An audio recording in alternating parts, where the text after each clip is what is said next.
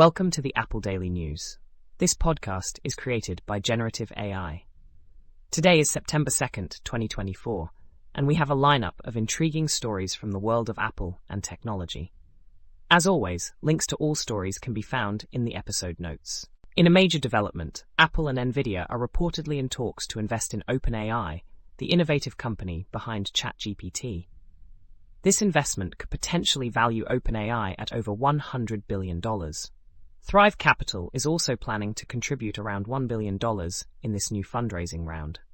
The Wall Street Journal and Bloomberg News have highlighted Apple's and Nvidia's interest, respectively.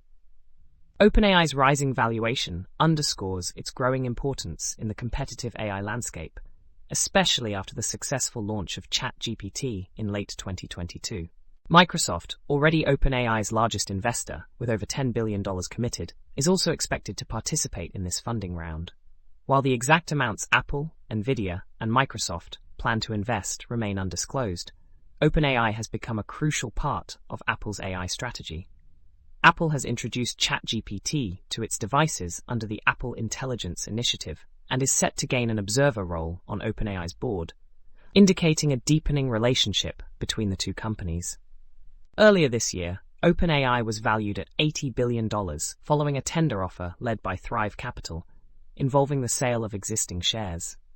The fierce competition in the AI sector has prompted significant investments from various companies aiming to maintain their edge. In a different story, Brandy Deason, a Houston resident, used an Apple AirTag to track her recyclable plastics and discovered they were not being processed as expected. Instead of reaching a recycling facility, her trash ended up in an open lot at Right Waste Management, piled high with millions of other items. The Houston Recycling Collaboration, intended to boost the city's recycling efforts, has not been effective, as partner company Cyclix International has yet to open its recycling plant. This facility, meant to process various types of plastics, remains empty and without machinery, leading to a backlog of waste. Cyclix claims it needs a large stockpile of plastics before it can begin operations, which is problematic as the HRC program continues to expand. Environmental advocates have raised concerns about the effectiveness of advanced recycling technologies, which may produce toxic emissions and rely heavily on fossil fuels.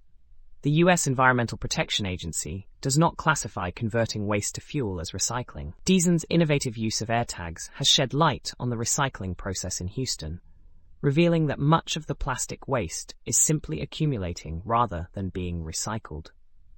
This situation highlights broader issues within the recycling industry and raises questions about the efficacy of current recycling programs. In another intriguing tale, an individual faced a frustrating situation after dropping their iPhone and having it repaired under AppleCare. Initially, they were informed that the device would be repaired, but later, they received a replacement phone due to scratches on the front glass. After restoring their data, they encountered an SS06 device banned error when trying to log into Snapchat, indicating that the device had been banned for violating community guidelines. The user suspected that the replacement phone was refurbished and previously owned by someone who had violated Snapchat's rules. Despite being an iOS developer, the user was puzzled by how Snapchat could still recognize the device, leading them to discover the Device Check framework, which allows developers to track certain data across device ownership changes. This raised concerns about the implications for users who might unknowingly receive devices with a history of bans or restrictions. After unsuccessful attempts to resolve the issue with Snapchat support, the user contacted Apple, who acknowledged the problem and offered to replace the phone again. While the user accepted the offer, they remained wary that the new device could have the same issue. They expressed frustration with Snapchat's inability to unban devices and highlighted the need for Apple to reset device check bits when refurbishing phones. The experience served as a cautionary tale for app developers regarding the use of device check, emphasizing that it should not be relied upon for determining device ownership continuity.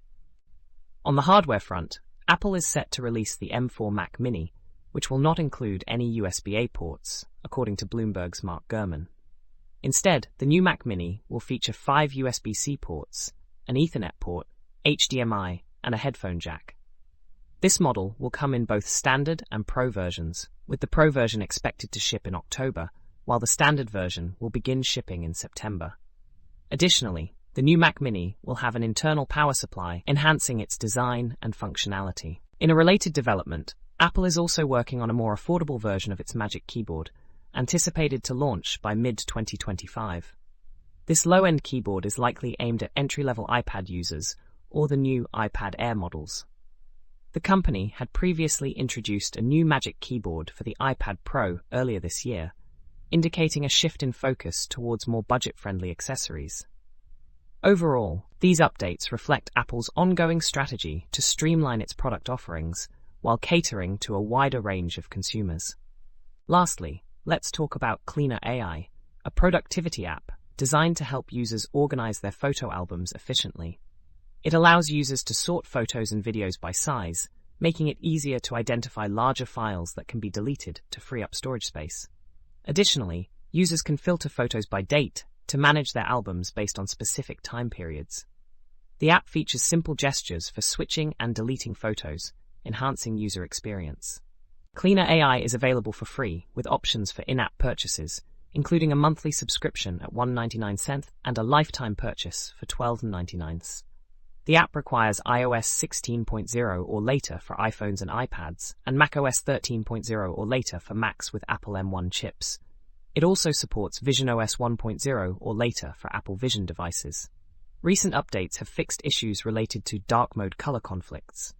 The developer, FanLo, has indicated that the app may track usage data across other apps and websites, but some data collected is not linked to user identity. Users can contact support via email for any inquiries. The app is available in English and simplified Chinese, and its privacy practices may vary based on user features and age. That's all for today's episode of the Apple Daily News. We hope you found these stories insightful and engaging. Don't forget to check the episode notes for links to all the stories we covered today. Join us again tomorrow for more updates from the world of Apple and technology. Until then, stay curious and keep exploring.